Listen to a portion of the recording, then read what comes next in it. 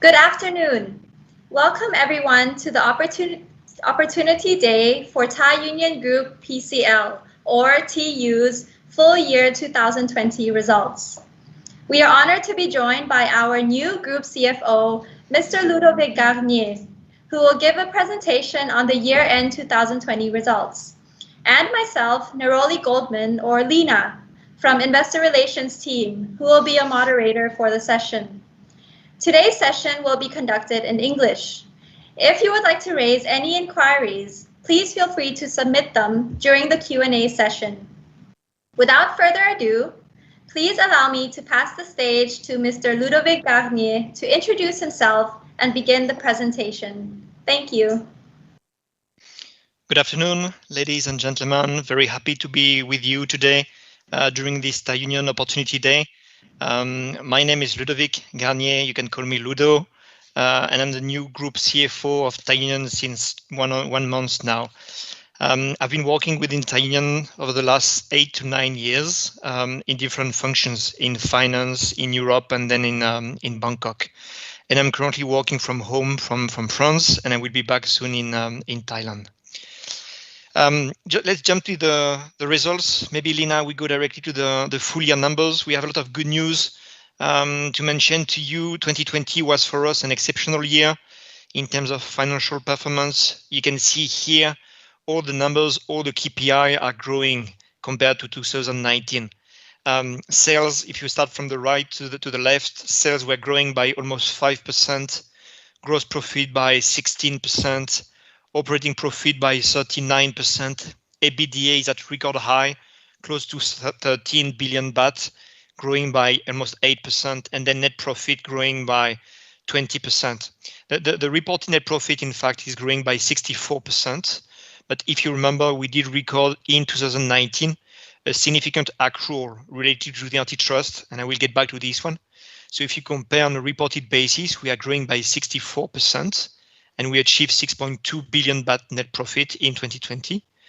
But on a comparable basis, we are still growing by 20%. So very strong performance in all KPI. We are very pleased. And I will elaborate a bit later why are we performing so well in 2020.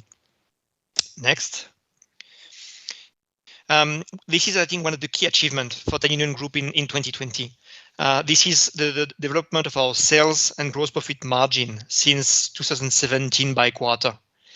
And you can see, if you look at the orange line, this is our gross profit margin. And in 2017 and 18, we were facing a challenging situation with a gross profit margin around 14 to 15%, so at quite a low level. And at that time, we said, okay, this is one of the key challenges we want to cope with. And in 2019, we managed to increase and to get back to recover around 16%. And then you can see in 2020, we are at 17.7% on average, and we are above 18% over the last 3 quarters in a row. You can see also the blue line, the line sales just below the graph. This is our sales and the change year on year. And you can see for the 4 quarters in a row in 2020, we have been growing versus 2019. Very strong growth, especially in Q1 2020, during the first peak of the COVID-19 in Europe and also in the US, and a growth also by 9% in Q3 2020. So overall, very strong operating performance, both top line and bottom line in 2020 for Thai Union. Next. Yeah, just a quick update here on the COVID-19, because of course our operations were impacted by the COVID-19.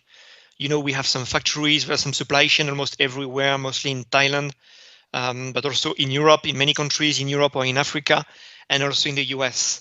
I think overall we can say that in 2020 we did manage quite well the situation. Overall, all our plants remain opened. We just faced with one closure in Ghana during 1 month because we had a specific case here, but overall I think we did manage quite well. You know, there was a peak of COVID-19 cases in Thailand, in Samut Sakhon area, which is where we have most of our operations and facilities in Thailand. And we did manage to keep all our facilities open, and now they are fully back up to speed, and we didn't see any business shut down at all. We also initiated some first round of vaccination Here in Seychelles, of course, it depends on the local regulation, but in Seychelles, where we have quite a large factory, we were appointed to be a priority list on the vaccination list by the local government. Okay, so we have some vaccination campaign started already in the Seychelles, and then we will see this one going also for the other factories. Just the next line, I think it's important just to show our support. We did donate a lot of things, some cans, of course, all over the world, some supplies, some protection masks, some hygiene caps also. So a lot of things on this one. We are very proud. We did a lot in the US, which is one of the countries which is the most impacted by the COVID-19, in Thailand also, and in Europe. So basically in all our different operations, and you can see here the details. Thai Union has been strongly supported all the local communities. Okay, and I think this is normal. We want to help our customers and the community to face with this pandemic. Next. One very good news also in 2020 for us, which is we have been facing over the last few years with a very large litigation in the US regarding to antitrust practice. We have been settled with all our customers, and in 2020, in 18 and 19, we did record some large accrual to face with this litigation. In 2020 and beginning of 2021, we reached some agreement in principle with all the remaining plaintiffs. Okay, so these agreements, they will have to be accepted and approved by the court. But overall, we can say now this risk is over for us, and we are done with this story. And we are very pleased with this news. Very important news for us because it brought a lot of distraction for management in the US over the last few years, and also it was very costly in terms of lawyers' fee, as you can imagine, in the US, and also customer settlements. Next. One news also that we announced in beginning of 2021, we were the first one to issue a combined sustainability-linked loan, both in Japan and in Thailand. Total amount is around 12 billion baht, roughly half between Thailand and Japan. We have some KPI, some sustainability KPI around the greenhouse gas emission, around the electronic monitoring of the fishing vessels, and around our inclusion in the DJSI. All these KPIs will be tracked and controlled by some third-party advisors in the next years. And if we achieve this KPI, we will benefit from some lower interest rates.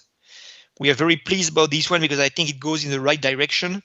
Here we work in order to improve the sustainability in the future, but we are also having some savings coming from all our efforts on the sustainability.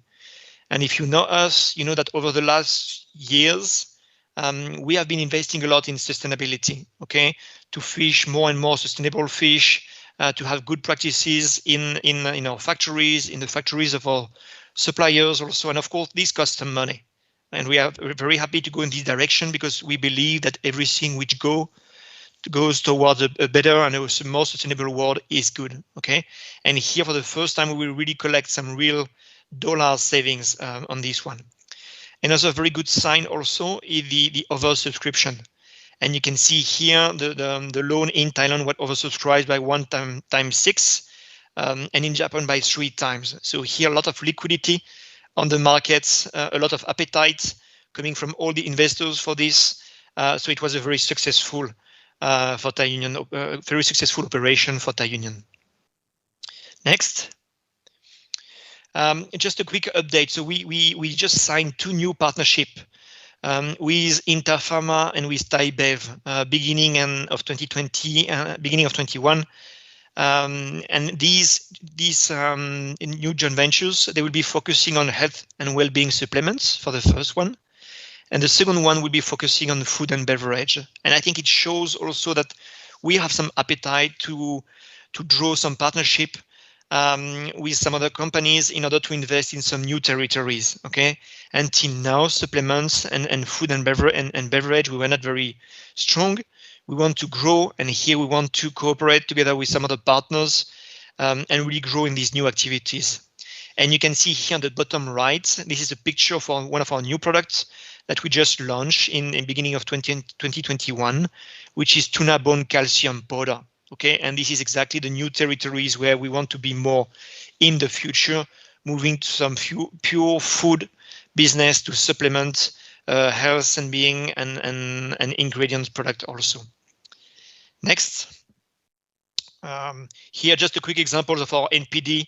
I think there were a lot of press release regarding the one on the left, which is our new brand OMG Meat, which is a plant-based seafood and meat product. And maybe some of you attended our Q4 earnings release, but we tested this product and they are really good. Okay, it's very surprising and very good, and we want to grow in this direction. And on the right, you can see our After Yum innovation that we just launched in February 2021. Next.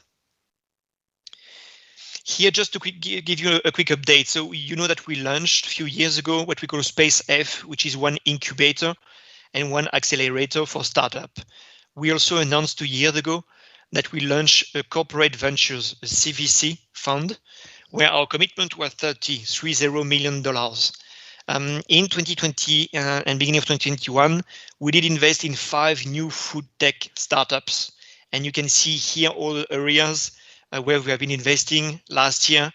So this is mostly alternative protein, functional nutrition, value chain technology, and also some funds investing in alternative protein.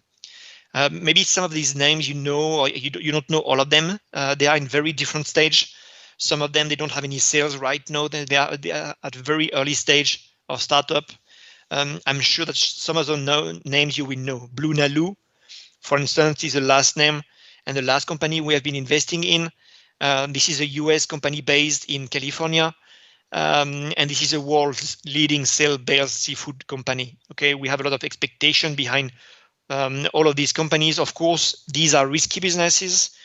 Some of them will probably fail and die, but we expect that some of them will become also unicorn in the future. Okay, and right now among these, we have a total of 6 investments. I think we are almost close to 1/3 of our total commitment. So we did invest total close to $10 million spread over all these investments. Next one. Of course, I mentioned to you that 2020 for us was a record high year. So you can see as a consequence, the dividend per share will be also record high. And we just announced that for the full year, the dividend will be set at 0.72, which is for us very high. You can see 18 and 19. It was a bit below our average, and I mentioned and explained to you because we did record these 2 years, some significant accruals on the US antitrust litigation.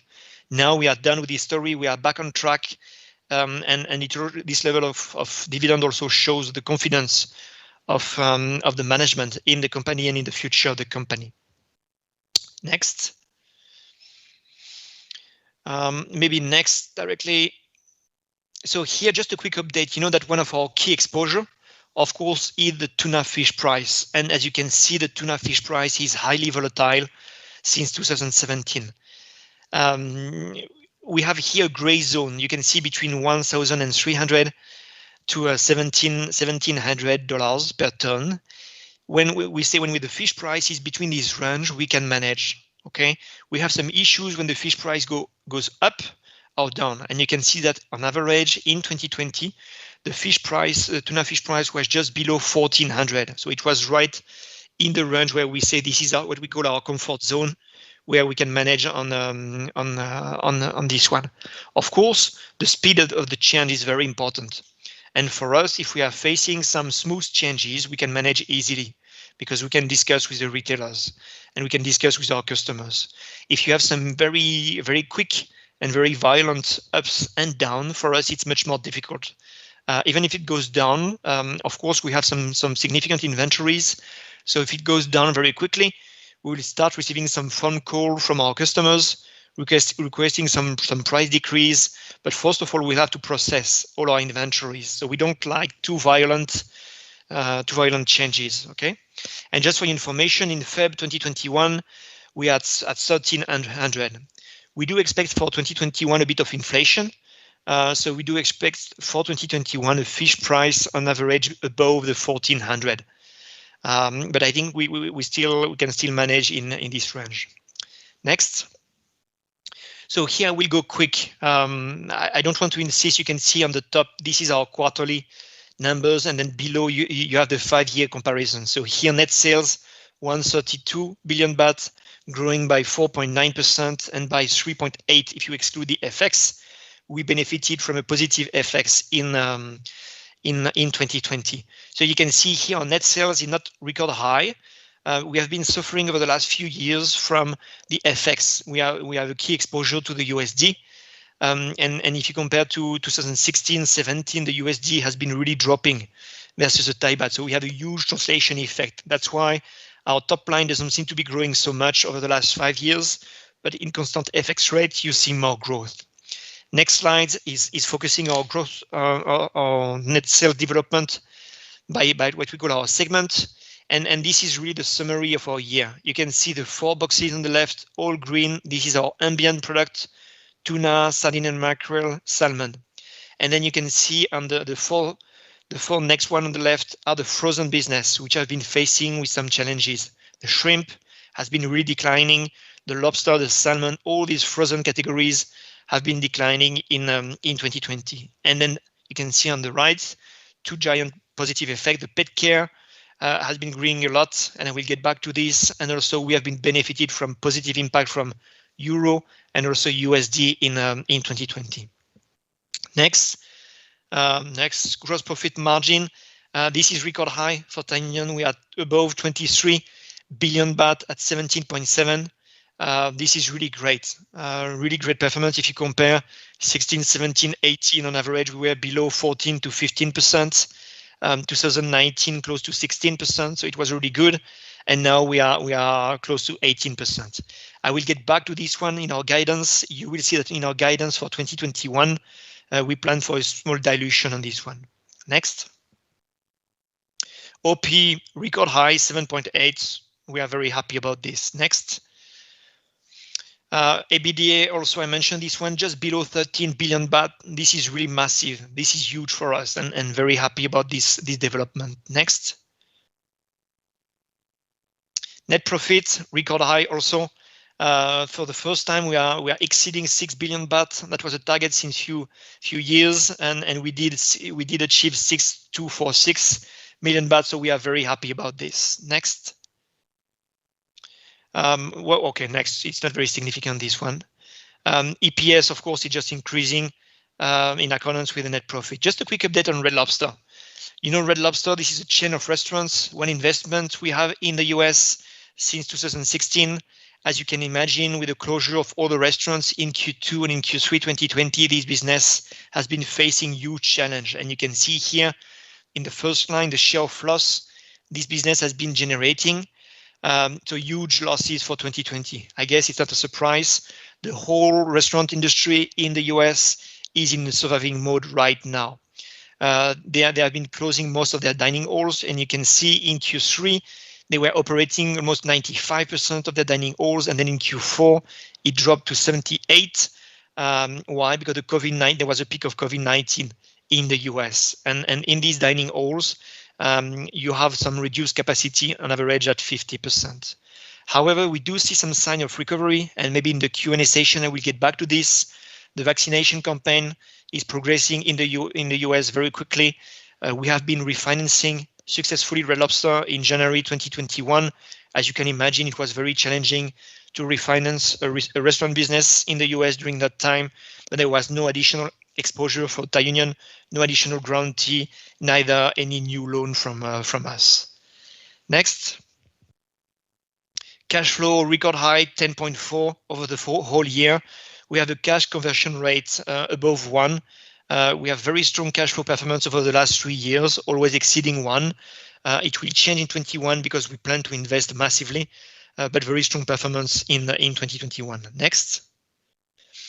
We did manage to deleverage our debt in 2020. We repaid 3 billion baht, and you can see here our net debt bridge between 2019 to 2020. The key factors are the record high EBITDA. The capex is below our target and below what we usually invest in. Usually we invest between 4 to 5 billion baht hits only at 3.7. We decided to postpone some of the projects, and we will catch up this one in 2021. We also initiated a treasury shares repurchase for 1.5. You can see here on the right, sorry. And despite all of this, we managed to decrease our net debt to equity from 1.07 to 0.94. So here again, a great success. Next. I think we can go very quick on all of this. Next. Yeah, maybe the next one on the ambient. I want to insist on this one. As you know, this is our key category, the ambient seafood, and you can see if you look in the middle, the sales have been growing by almost 14%. In 2020, we have been heavily benefiting from pantry loading, from panic buying in Europe, in the US, but also I think it's a very sustainable growth. People are moving more and more to healthy products and also very convenient product, and our product definitely are very convenient for them. You can see the top line has been growing everywhere in the US, in Asia, and also in Europe. Something which is also very interesting, just I'm looking at the bottom, the full year gross profit margin has been growing from 19.4% to 21.1%. So very happy about this development in 2020. Next, this is an opposite situation. The frozen business and of course the food service and the restaurants are one of the key output for this business. They have been declining. No surprise, many restaurants were closed in many regions. So our sales have been dropping by 5%, and our gross profit margin overall has been declining from 10.2 to 9.7. However, if you look on the left, you can see our gross profit margin development by quarter. We really suffered in Q1 and in Q2 with gross profit around 8-7%, but now since Q3 we are back in the range of pre-COVID situation around 11%. The next category, pet care, value added, and others, has been really growing in 2020. Next slide, please, Nina. We have been growing by almost 8%, and something which is very interesting is also the gross profit margin, moving on average from almost 22% in 2019 to 27%. So very high numbers. Many people have been buying more pets, and we have been launching also some innovation. In the pet care business, we have also some packaging business, which has been delivering very well in 2020, and also our value-added business has been growing. Next, maybe no big change on this one. Maybe we move to our guidance for 2021, please. And guidance for 2021. So here, what we plan to have, we did achieve, I told you, 5% top line growth sales in 2020. We plan to have a normalization to happen in 2021 with a growth slightly below, between 3 to 5%, but still we are planning for a growth. Gross profit margin, I told you we achieved 17.7% in 2020. We are targeting 17%. We believe that our frozen business will be recovering in 2020, and this is our less profitable category. And we believe also our ambient and pet care and other categories will not grow as much as they did in 2020. So we will have a negative mix category effect. That's why we are planning to have kind of a normalization to happen in 2021. SG&A, interest rate, dividend policy, we continue with our 50% dividend payout ratio. CapEx, I told you that on average, we are investing between 4 to 5 billion baht a year. Next year, we will invest 6 to 6.5. There are two things here. First of all, we have some very large CapEx projects, a new culinary factory in Thailand, a new protein factory in Thailand, a new cold store in our factory in Ghana. So we have 3 very large projects supposed to happen in 2021 and explaining this growth. And we have also kind of a mechanical effect of catch up compared to 2020.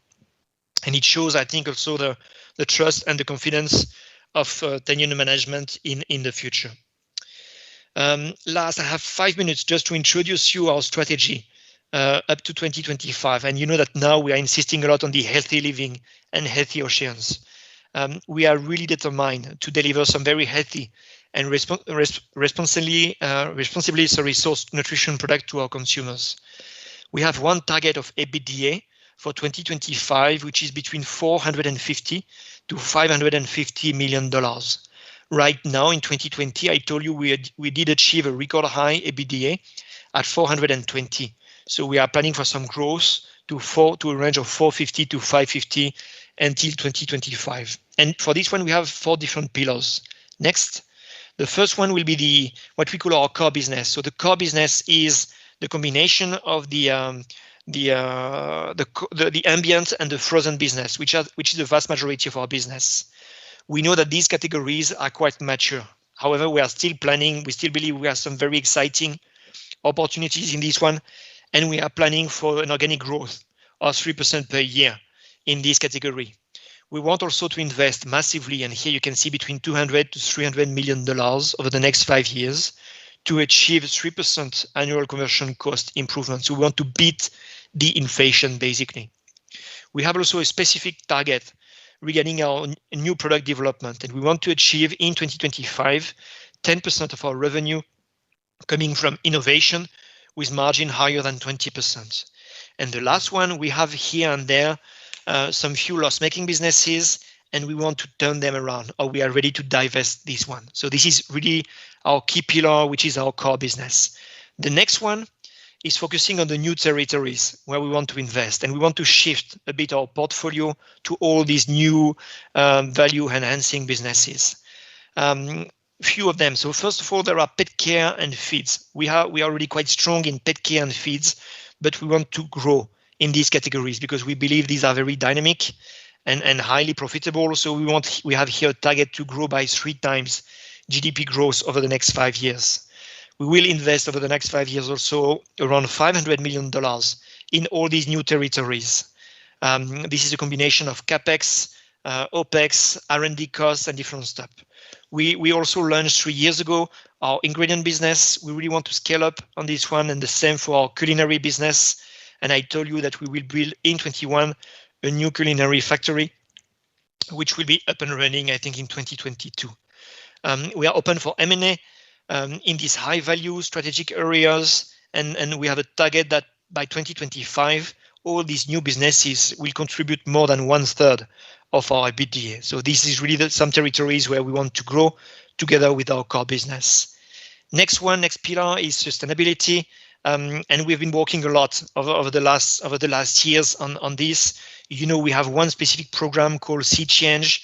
We want to push forward on this one. We want to help fighting the climate change, and we have different initiatives for this one. We are moving to more sustainable packaging. We are moving to globally responsible operations, and we are also pushing for a better corporate governance in our industry. I think our role here as a leader is very important because we need to act to move and to transform the whole industry. And the last one I mentioned also. Next.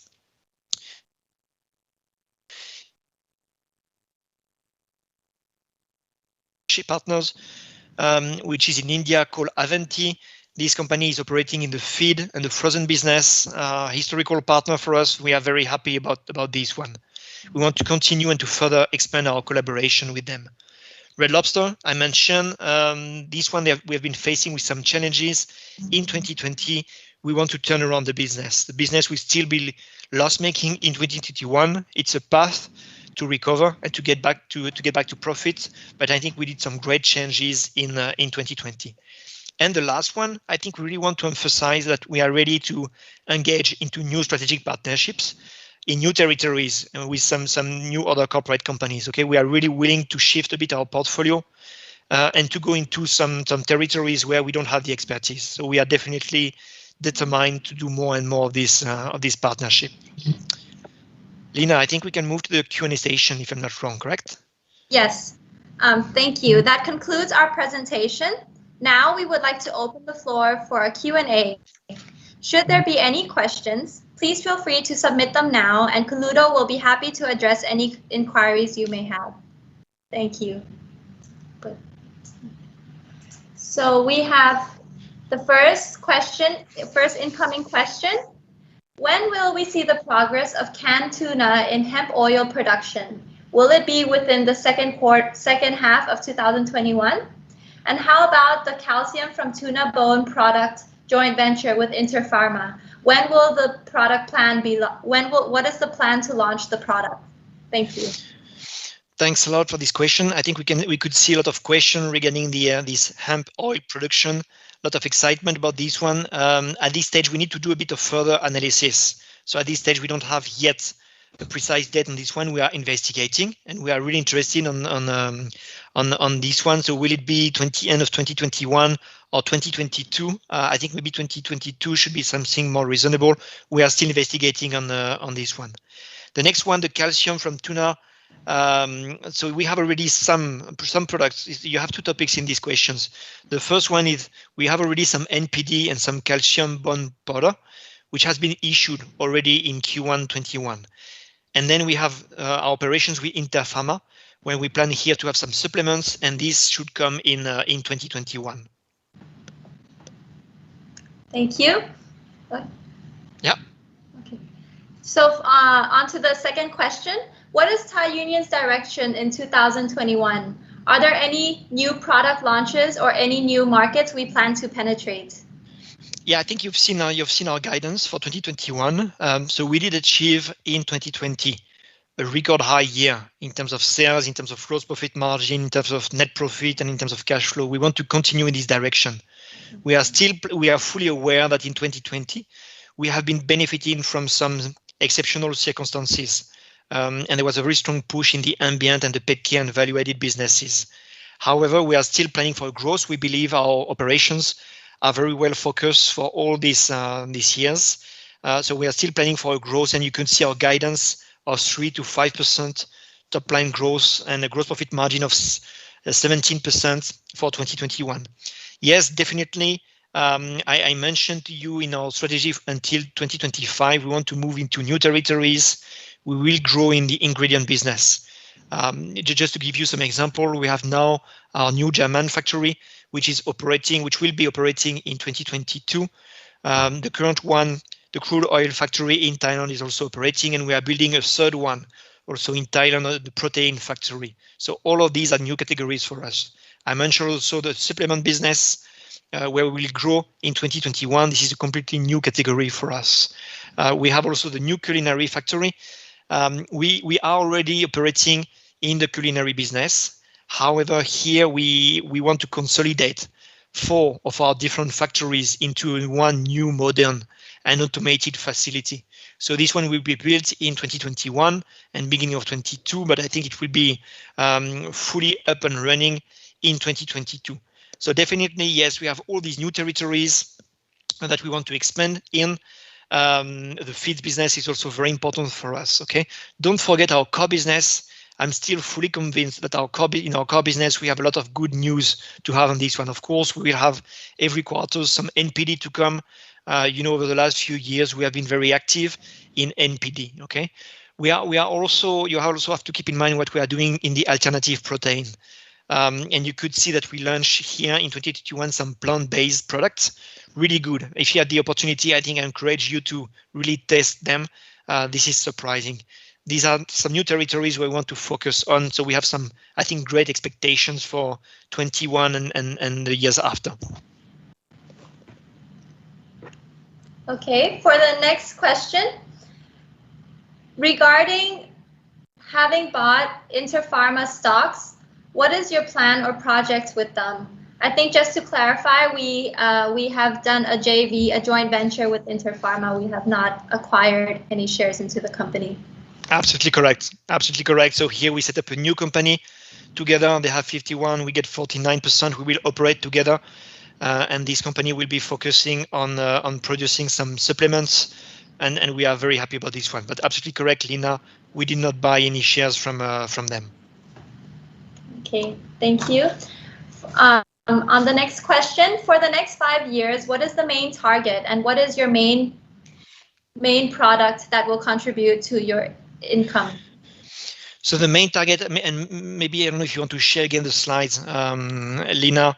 The main target will be achieving an EBITDA of $450 to $550 million in 2025. So this is what I mentioned at the end of the day. So this is the KPI for us. Okay, you can see here just in the middle. The main products, I think our core business. Next slide, Lina. will remain the key product. Right now this is the vast majority of our business, and it will remain the key one. And this business we still have some very, very interesting growth driver on this one. So here we plan to grow by 3% over the next years. Next slide. This is really the one where we want to. I think we will see the share of all these new businesses really growing in the future. Okay, and here you have different stuff. The first one is pet care.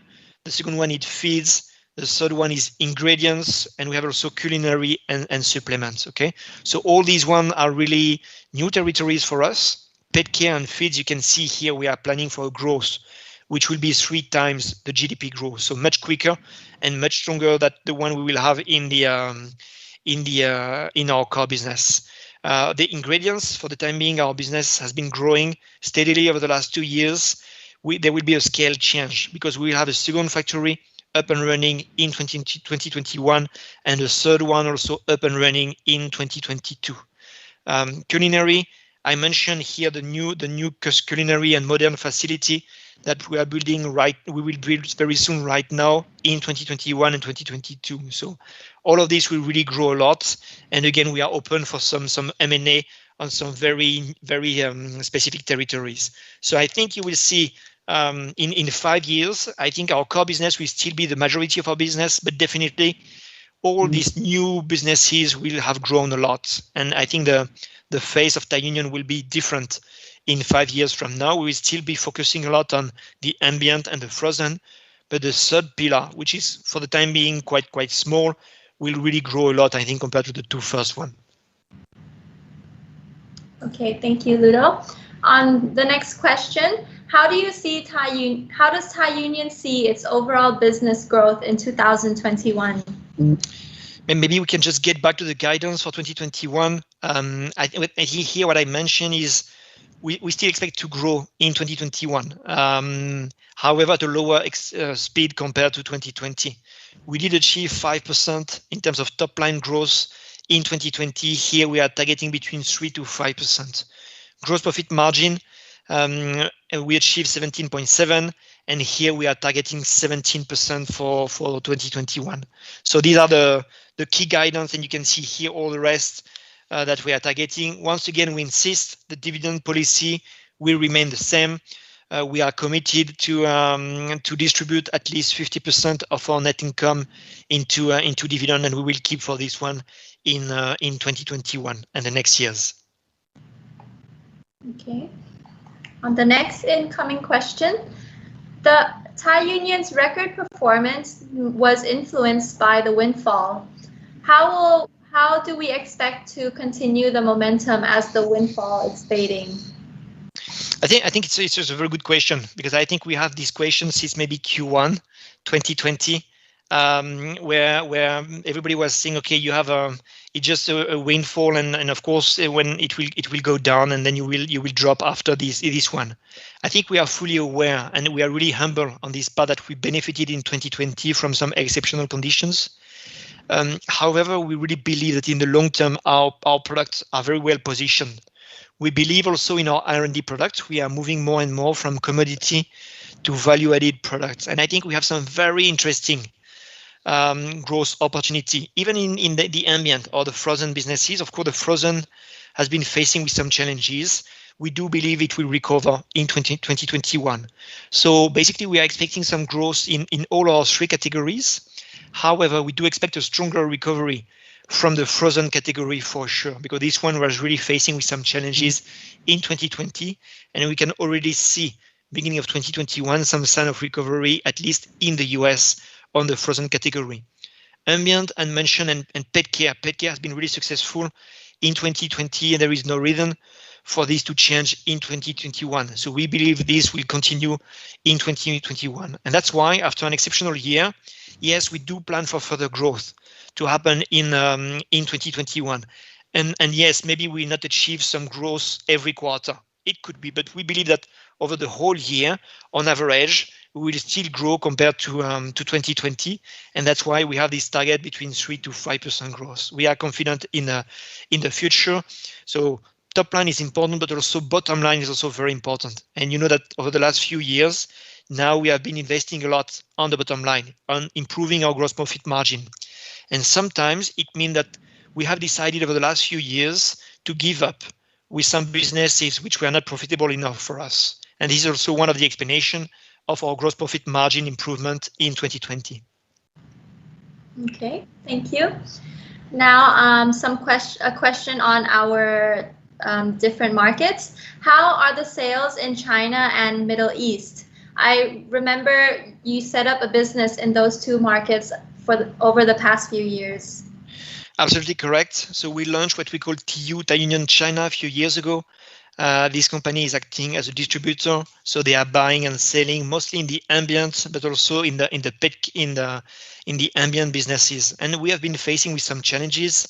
The Chinese market is a difficult one, very competitive. Our business is still small there. We are doing something like $20 million a year, just to give you some indication. For the time being, we don't earn any money, so we are still in the phase of investment, but we have a very rigorous plan on how to make some money in these new countries. This is clearly one of the businesses we want to turn them around. The Chinese market is huge, so there is a lot of growth expectation, but it's highly challenging on this one. Middle East, very difficult market also. Here we are operating through different ways. We are operating directly from our factories in Thailand, but I think here the question is referring to a joint venture we have called SIC with Savola in the Middle East. It's not fully aligned yet with our expectation, so we are currently working around these joint ventures. I think there will be some announcements in 2021 regarding these businesses. Okay, but I think if you look at our markets, the growth that we have been delivering in our historical markets, being the US has been really crazy in 2020. Okay, and we believe the momentum will continue in 2021. The business in Asia, also our business in Japan is very strong. Thailand, we have been suffering on the domestic market because of the closure of the borders and less tourists being there and the closure of the restaurants. But we have some very nice growth opportunities. And Europe also, we have been delivering a strong growth in 2020. It's ups and down, of course. It depends a lot on the COVID-19, the restrictions, the lockdown, and how is it doing. But nice growth was achieved also here in Europe. So we believe that in our core businesses, we did achieve very well in 2020, and this will continue in 2021. Okay, thank you. I think we are completed with the questions, no further questions. So in that case, we would like to conclude our presentation. Thank you this concludes Thai Union's 2020 Year-End Opportunity Day for today. Thank you very much for joining and have a pleasant day. Thanks a lot, everyone. Have a good day. Bye-bye, team. Cheers.